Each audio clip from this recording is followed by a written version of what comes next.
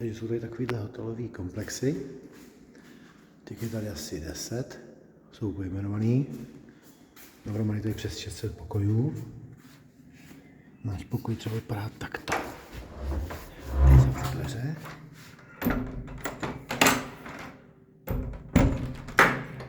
Je toaleta, klasika.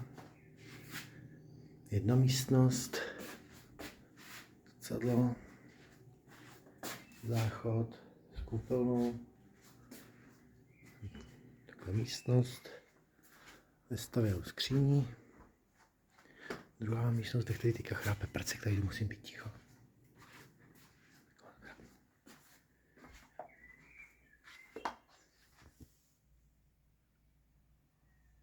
Má prostě půlnoc. Tady máme takhle balkon.